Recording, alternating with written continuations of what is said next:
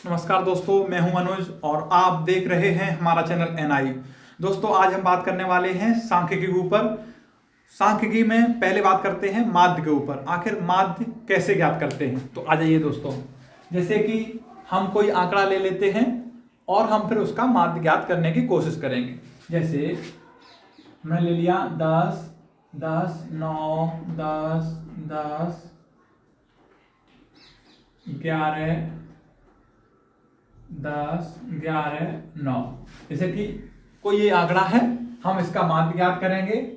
माध्य कैसे ज्ञात करते हैं?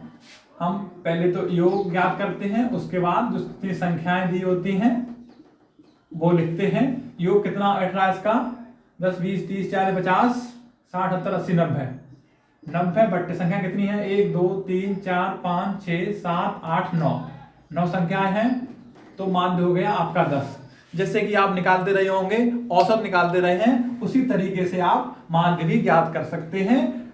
जितनी संख्या दी गई हैं उनका योग करिए, जितनी संख्या है वो लिख लीजिए, आप माध्य ज्ञात कर पाएंगे। अब बात करते हैं माध्यिका के ऊपर। माध्यिका ज्ञात करने के लिए सबसे पहले आपको दी गई संख्याओं को एक क्रम में बिठाना पड़ेगा। तो आइए हम बिठाते हैं क्रम में।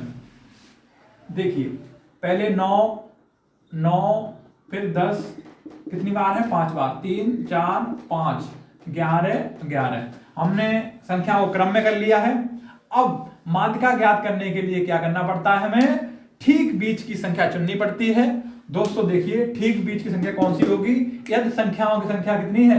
9 है, तो 4 इधर होंगे, 4 इधर होंगे। 1, 2, 3, 4।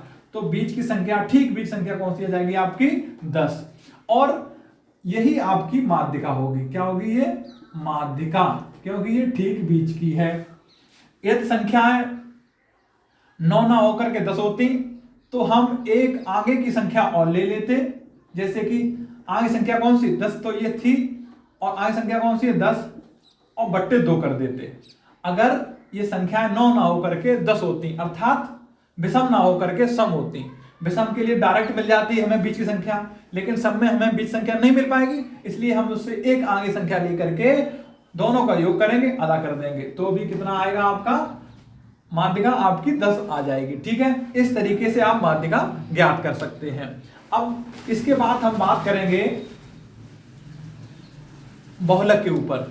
बहुलक, बहुलक क्या होता है? जो संख्या सबसे अधिक बार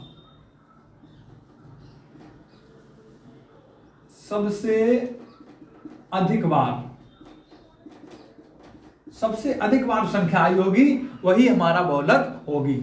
इसमें सबसे अधिक संख्या कौन सी आई है? 10 संख्या सबसे अधिक बार आई है, तो हमारा बहुलक क्या हो जाएगा?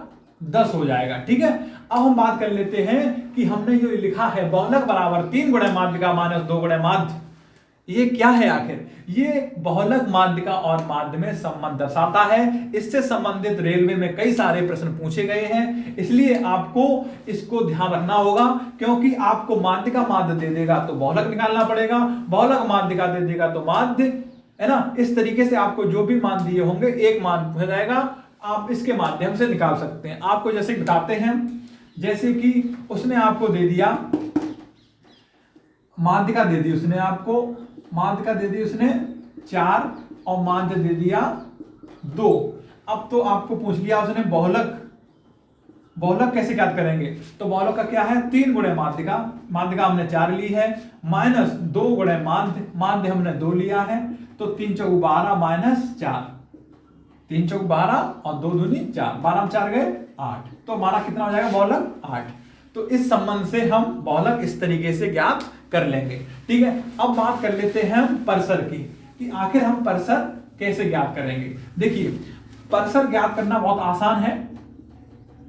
परिसर दिए गए आंकड़ों में जो सबसे बड़ा, जो सबसे छोटा, उनके बीच का जो अंतर है वही हमारा परिसर होगा। दिए गए आंकड़े में सबसे बड़ा कौन सा है? 11। बड़ा माइनस छोटा, बड़ा माइनस छोटा, बड़ा 11 था, छोटा 9 था, अंतर कितना हो गया? 2। यही अंतर क्या कहलाएगा? परिसर कहलाएगा। ठीक है, तो आप परिसर समझ चुके होंगे। अब बात करेंगे हम विचरण के बारे में। दोस्तों, विचरण हो चाहे प्रसरण हो चाहे प्रसार हो, ये तीनों एक ही टर्म है, आपको कंफ्यूज करने के लिए दे दिए जाते हैं। तो आपको इनमें से कुछ भी पूछा जाए एक ही तरीके से निकलता है। देखिए, विचरण निकालने के लिए आपको क्या करना होगा, आपको माध्य की आवश्यकता पड़ेगी। माध्य कितना निकाला है हमने, जो माध्य निकाला है कितना निकाला था, अभी निकाला था हम लोगों ने 10 निकाला था, माध्य था हमारा 10। ठीक है, तो 10 के बाद अब हमें किस तरीके से विचरण ज्ञात करना है। देखिए दोस्तों, हम जो भी संख्याएं दी गई हैं और माध्य, उनके बीच में जो अंतर आएगा उसका वर्ग करेंगे हम। जैसे कि 10 में 10 गए 0, 0 का वर्ग 0, 10 में 10 गए 0, 0 का वर्ग 0, 9 में से 10 गए, 9 10 के बीच में डिफरेंस कितना है, 1 का वर्ग 1 रहेगा। ठीक है, उसके बाद 10 10 में 0, 10 10 में 0, 11 10 में 1 का वर्ग 1। ठीक है, और उसके बाद कितने तक हो गए, 11 10 में हो गया था हमारा, 10 10 में 0, 11 10 में 1, 9 10 में 1। ठीक है, और नीचे क्या जाएगा आपका, कितनी संख्या है आपकी देख लो, 1 2 3 4 5 6 7 8 9, 9 संख्याएं आपकी। तो विचरण कितना आ गया, 4/9। 4/9 क्या आ गया विचरण।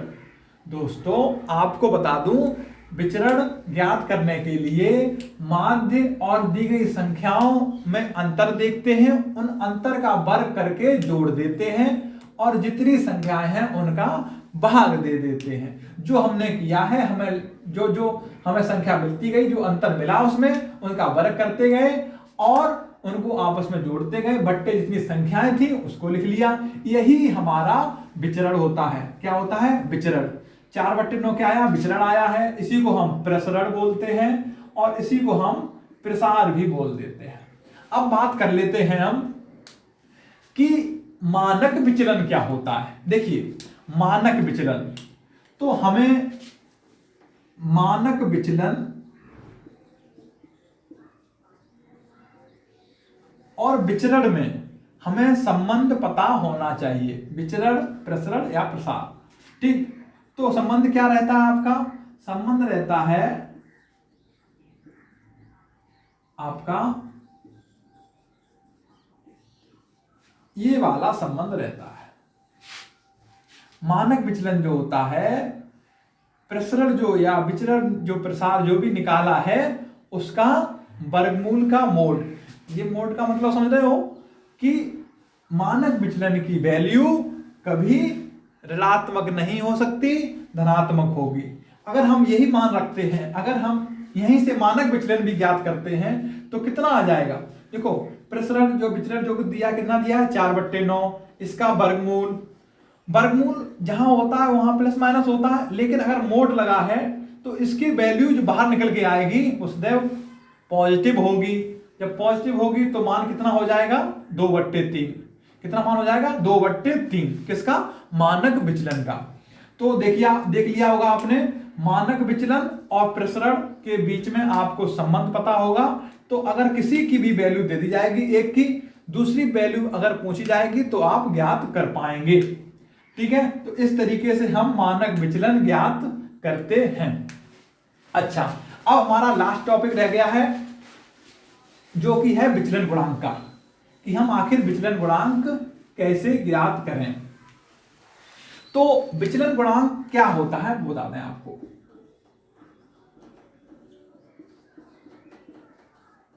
विचलन गुणांक जो है वो एक तरीके से परसेंट है। परसेंट किस पे है, माध्य पे। ये देखा जाता है कि माध्य पर मानक विचलन कितना परसेंट है, मानक विचलन कितना परसेंट है। जब हम माध्य पर मानक विचलन ज्ञात करते हैं तो वही जो मान आएगा वही विचलन गुणांक कहलाएगा। जैसे कि हमने अभी इससे पहले क्या निकाला, माध्य हमें पता था कितना है, 10 है। मानक विचलन कितना आया था, 2/3। ठीक है, गुणा 100। तो 10 से 10 कट गया तो 20/3%। ये क्या आ गया? विचलन गुणांक। ये क्या आ गया? विचलन गुणांक। तो इस तरीके से हम माध्य, माध्यिका, बहुलक, परसर, विचरण, मानक विचलन, विचलन गुणांक ये सभी ज्ञात कर सकते हैं काफी आसानी से। ठीक है दोस्तों, ये हमारा सांख्यिकी का एक टॉपिक था जिसमें कई स्टूडेंट कंफ्यूज होकर के ऐसे प्रश्नों को गलत कराते हैं। इसलिए अब इसको समझने के बाद आप इसके कुछ प्रश्न लगाइए। जो भी समस्या आती है आप कमेंट बॉक्स में लिख के बताइए हैं। हम अगले टॉपिक में आपकी सभी समस्याओं का समाधान करेंगे। दोस्तों, यदि आपको हमारी वीडियो ठीक लगी हो तो निश्चित रूप से आप सब्सक्राइब कर सकते हैं और आप ये भी बता सकते हैं कि अगला वीडियो किस टॉपिक पर हो। जो वीडियो आपको अच्छा लगता है उसको आप लाइक कर सकते हैं, शेयर कर सकते हैं, लेकिन उससे पहले एक जरूरी सूचना यह है कि हम उन्हीं टॉपिक पर वीडियो बनाते हैं जो टॉपिक आपको कम समझ में आते हैं या टीचर उस पर कम फोकस करते हैं। जो एग्जाम देते समय, कंपटीशन की एग्जाम देते समय आपके प्रश्न गलत होते हैं। तो निश्चित रूप से अगर कहीं भी किसी भी टॉपिक में आपको दिक्कत आती है तो हमें कमेंट बॉक्स में अवश्य बताएं। हम आपको उस टॉपिक के ऊपर एक नई वीडियो लेके आएंगे। तब तक के लिए सीखते रहिए और देखते रहिए हमारा चैनल NI। फिर मिलेंगे एक नए वीडियो के साथ। तब तक के लिए जय हिंद, जय भारत। नमस्कार दोस्तों।